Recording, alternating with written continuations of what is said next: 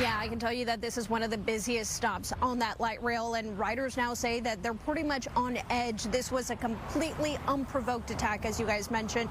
That man hitting two people in their 60s in the head with a hammer. That sense of urgency is definitely felt. We've got fire crews from multiple jurisdictions here. We even had, just up until an hour ago, different aircraft, including a 737 and float plane, spraying this significant area. A child is in critical condition after airport officials say that this was an unintentional incident. It's devastating, not just for that one individual family who tells me that the water in their home got literally up to the armrest of their couch. But take a look around. We're standing in the middle of the neighborhood on a sidewalk here, and you can see people's belongings, their entire livelihood. For some of the Skagit County Sheriff's Office does say that this is their biggest bust yet. Just to put things into perspective, in all of 2022, they say they seized 350,000 pills, possibly laced with fentanyl. Today's surpasses that. Corey's condition is shocking and painful to see, but it's the quick actions of a Good Samaritan who found him walking along these same trails that may have saved his life. Fans feeling before this first game of the year. Oh my gosh, guys, if today is a preview of what you can expect on Sunday, let me just say you're in for one of the best home openers, because as you can see behind me, the party is still going on. All new tonight, as Snohomish County families fighting to shut down what they're calling a troubled teen treatment facility in Utah after their daughter collapsed and died there. We first told you about Taylor Goodridge in January. She was only 17 and just weeks away from coming home. Now Fox 13's Alejandra Guzman reports on a new lawsuit backed by a state investigation filed against Diamond Ranch Academy. It claims the school failed the teen, neglecting to give her the right medical care. For Taylor Goodridge's family, the Stillaguamish River always brings back a flood of memories. She always had a smile, even when she was a baby. Climbing trees, riding horses, and spending time on the water with her family. At 17, Taylor enjoyed the newfound freedom of becoming a young adult. Oh my God! Getting her ears pierced, dancing in recitals. But among the good, there was also bad. She was having some problems, and there was an incident which she finally realized that she needed to get help. Beginning in October of 2021, she was enrolled at the Diamond Ranch Academy in southern Utah, a $12,000 a month therapeutic boarding school specializing in helping teens with emotional, social, educational, and behavioral issues. On its website, the ranch claims to be America's leading teen therapeutic boarding school. Its academic program is fully accredited. Its therapists are with the students day in and day out. And they're supported by an on-campus team of various experienced licensed medical professionals who, quote, aim to treat every student like our son or daughter. I thought I was doing what was best for my daughter. I should have just let her come home. A little over a year later, Taylor's health took a sudden turn. The timeline laid out by investigators with the Utah Department of Health and Human Services indicates Taylor first went to staff on December 9th, 2022, complaining of back pain and difficulty breathing, and was later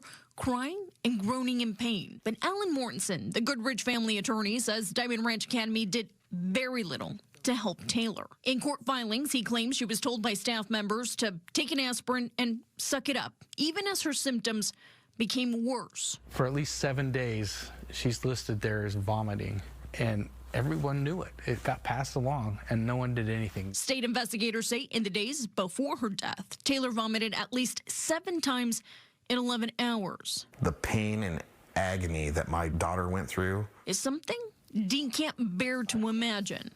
No 17-year-old should go through that. Scheduled calls home. The Zoom meeting clicked on. No Taylor. Canceled. As Christmas approached, Taylor's condition became even worse. Autopsy results showed Taylor was in the late stages of peritonitis, a potentially fatal internal infection which usually requires rapid treatment with antibiotics. It's not like she could call the police. It's not like she could call family services. She wasn't even allowed to call her parents.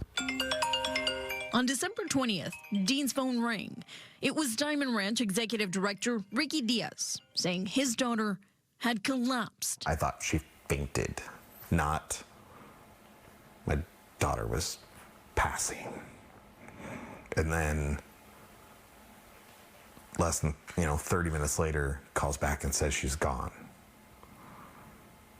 devastated by the loss of his daughter. Now, Dean is on a mission to get answers. Answers that former staff member Rachel Goodrich can provide. She knew Taylor and saw firsthand Taylor's health deteriorate over the last few weeks. She had thrown up and then she collapsed in her own vomit, and she was laying in her own vomit, passed out. Upset by the events that led up to Taylor's death, Rachel left Diamond Ranch Academy. She also helped the state of Utah with their investigation into the academy. They made it sound like it was an accident.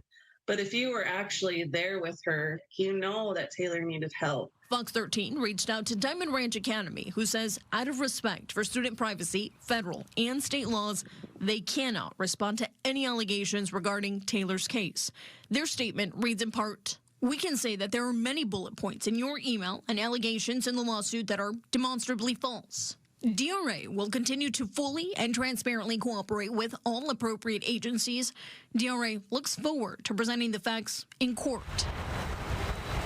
As memories of Taylor linger in their minds, Dean and his sons wear their hearts on their sleeves and pain on their chest. They're ready to fight. It's like a ticking time bomb. When is it going to happen again? The family lawsuit accuses Diamond Ranch Academy of neglect, child abuse, and false imprisonment in Taylor's death.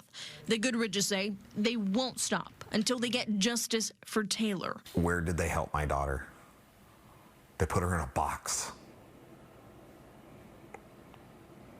That's how they sent her home to me. After the DHHS investigation in January, Diamond Ranch Academy's license was put on probation, blocking the school from enrolling new students.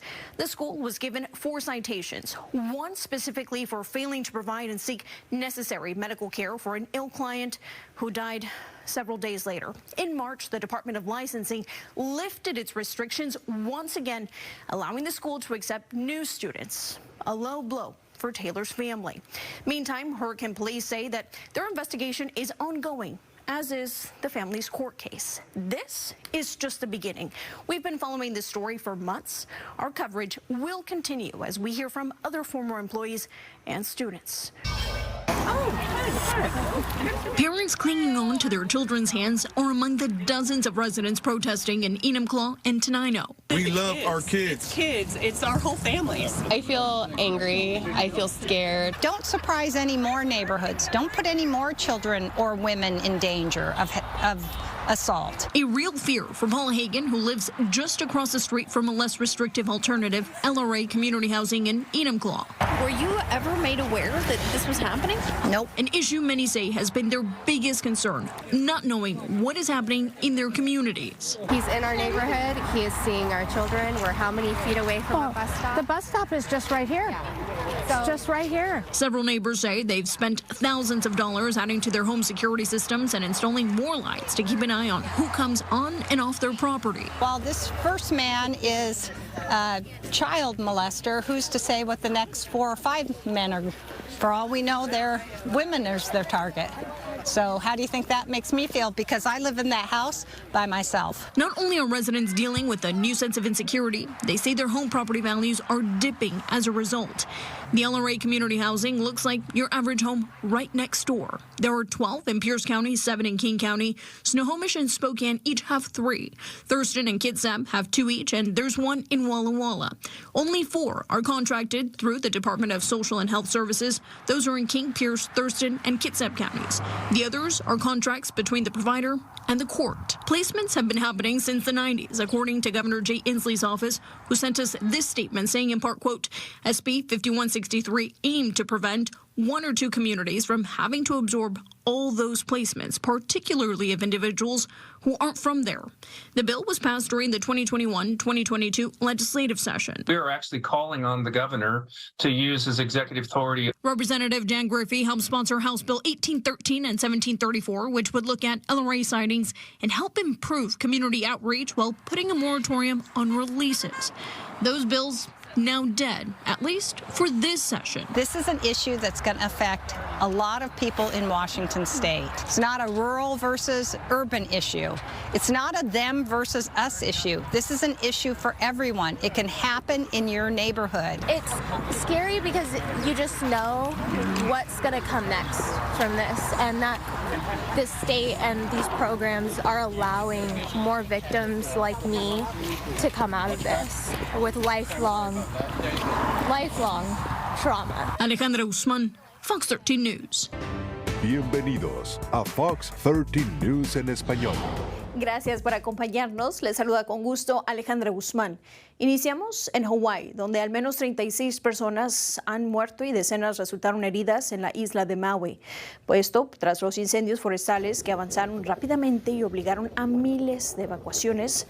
2 de los 3 incendios están 60% contenidos. Más de 12,000 personas siguen sin luz.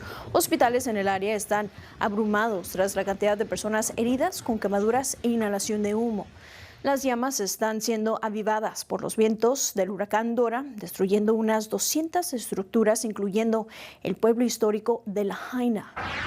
Y regresando a la localidad, autoridades están tras la pista de la persona quien le disparó a un conductor conocido de la ciudad de Seattle. El sujeto dejó a Murray Guerra con una herida de bala huyendo en su vehículo la mañana del martes. Esto alrededor de las 3:30. Investigadores dicen que el sujeto no era cliente de Uber o Lyft. La temporada de fútbol americano en escuelas preparatorias comienza para muchos equipos alrededor del oeste de Washington. Esto incluye el regreso de un entrenador cuya batalla legal llegó hasta la Corte Suprema.